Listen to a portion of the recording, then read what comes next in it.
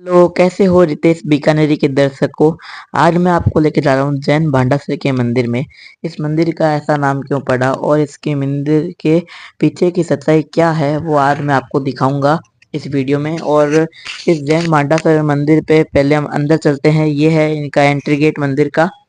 इसके बाद यह मंदिर बहुत पुराना है पहले तो। और यहाँ पर आपको गेट तक ले जाऊंगा मैं, क्योंकि अंदर शूटिंग करना मना है। और इस गेट तक ले जा रहा हूँ आपको मैं। अंदर मेन प्रासाद भगवान की मूर्ति है हमारे। इसके बाद अब हम चलेंगे पास ही में एक और मंदिर है, वो भी प्राचीन है।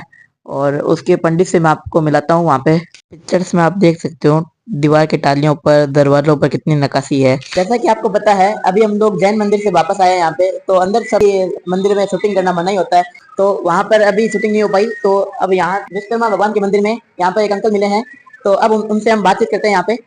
तो अंकल बताइए हाँ जी। कि कितने साल पुराना होगा मंदिर। ये है लगभग 550-55 साल पुराना है। बीकानेर बसने से पहले का ये मंदिर है, भांडासर जैन मंदिर। ये 1221 का, मतलब सन 1221 का है, जो कि सम्मत 1500 और कहीं ऐसे सम्मत आता है। इसमें ये उसकी क्या है कि जो ये मंदिर बना हुआ है, इसका इतिहास है, जो इसकी नींव है जो घी में भरी गई है। जो तो इस मंदिर की नींव थी वो पूरी घी से भरी हुई है। आपने जैसे कि देखा होगा कि सब नींव पानी से ही होती है, पानी सीमेंट बजरी का उपयोग करके। इसमें पानी का कम उपयोग करके यहाँ पे इसकी नींव पूरी घी से भरी हुई है। और आगे की और जानकारी इनसे लेते हैं।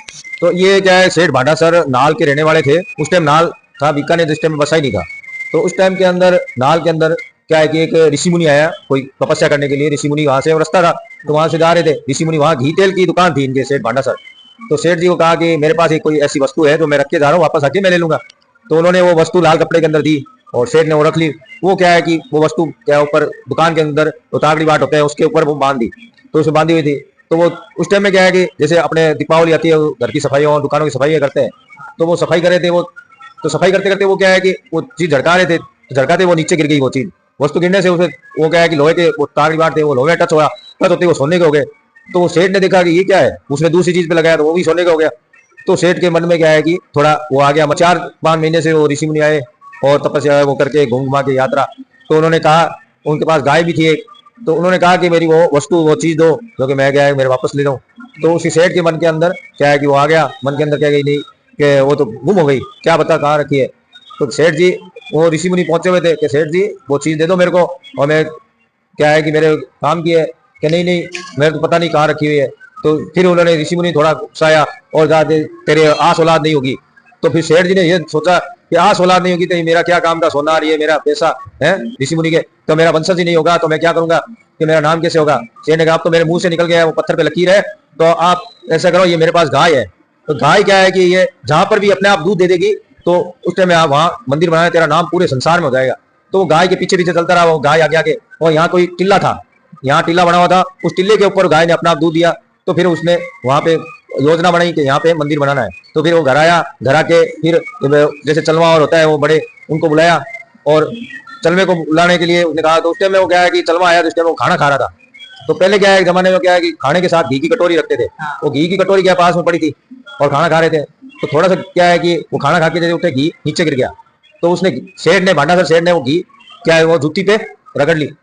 वो चलवा ने कहा कि इतना बड़ा सेठ है और इतने बड़े मंदिर का प्लान बना रहा है, तो ये क्या मंदिर बनाएगा, ये तो बहुत घी, ये तो जमीन का घी भी नहीं छोड़ रहा है, ये तो इतना कंजूस है, ये क्या मंदिर बनाया। जब क्या है उसने चलवे ने सोचा कि इनकी परीक्षा ले। तो सेठ जी ऐसा है तो मंदिर तो बना देंगे, वहां पे क्या है पानी की कमी है, तो आप ऐसा करो नीम में घी डलवा दो। तो कितना चाहिएगा, तो 40 कुंटल घी। तो उस टाइम में क्या है कि वो चमड़े की कुप्पियां आया करती थी, चमड़े की कुप्पियों के अंदर वो घी जगह सेठ ने मंगवा ली और मंगवा के वो नींव खुदवाई। तो उसमें घी डाला गया। तो घी डालते हुए वो क्या है कि पानी होता सोख लेता और घी है क्या वो भर गया और कुछ कुप्पियां बच गई। तो सेठ जी को कहा ये बच गई है, नहीं नहीं कि ये इस मंदिर के ना आया तो मंदिर के अंदर घी सारा डालो। वो क्या मंदिर के अंदर सारा घी डाल के वो नींव तैयार की गई। उस टाइम में फिर मंदिर स्टार्ट हुआ।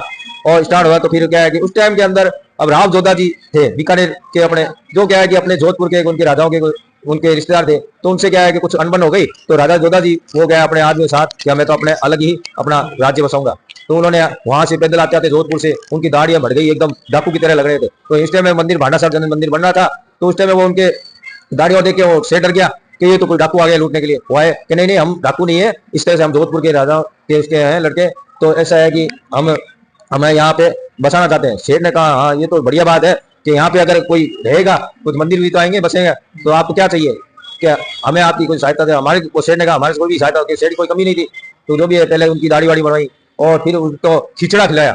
उस टाइम से खिचड़ा क्या है कि आखा चीज का वो खिचड़ा बनता है। और राव दादाजी ने यहाँ फिर वहाँ एक लक्ष्मीनाथ मंदिर के सामने गणेश जी की मंदिर स्थापित किया। यहाँ गढ़ गणेश, ये मेन मंदिर जो लक्ष्मीनाथ मंदिर के सामने है वो गढ़ गणेश है। फिर उन्होंने शीतला गेट बनवाया, जो गेट से वहां से शुरुआत उनकी प्रकोट का शुरुआत हुआ। और लक्ष्मीनाथ मंदिर भी उन्होंने डूंगर शाही जी आए उन्होंने भी बनाया, जोधपुर के राजा जोधा जी। तो क्या है कि बीकानेर का नाम ऐसे इतिहास में पड़ा क्योंकि एक धीरे धीरे सारा बसना तो लोग भांडासर सेठ का नाम हो गया। आज संसार के अंदर जहाँ भी विदेशों में भांडासर सेठ और लक्ष्मीनाथ सावरा सेठ का भी नाम प्रसिद्ध है। और ये पास में विश्वकर्मा मंदिर भी है जो ये भी बहुत पुराना। कि पंडित जी ने बताया ये पास में विश्वकर्मा जी का मंदिर है। तो इस मंदिर की देखो खास बात क्या है इसको पहचानने की, यहाँ पर आप गेट में नक्काशी देख सकते हो। इतनी पुरानी नक्काशी आपको प्राचीन मंदिर में ही केवल मिल सकती है। इसमें कांच के फ्रेम के अंदर पूरी नक्काशी में कृष्ण भगवान की मूर्ति और गाय के साथ में, और यहाँ पर ऊपर आप देख सकते हैं कि और कितनी शानदार कलाकारी की गई है। देखो कृष्ण भगवान की मूर्ति पूरी लकड़ी की डिजाइन में ये मंदिर है बना हुआ। ये देखो ऊपर जिन जिन इन्होंने इस मंदिर को बनाने में हेल्प करी है वहां पे उनके भी फोटो लगे हुए हैं। अब देखिए मैंने तो आपको इस कहानी को सुना दिया, अब आपका काम ये है इस वीडियो को लाइक कर देना, चैनल पर नए हो तो चैनल को सब्सक्राइब करना। और मिलते हैं इसी के साथ आपको नेक्स्ट वीडियो में। जय हिंद, जय भारत, जय जिनेंद्र।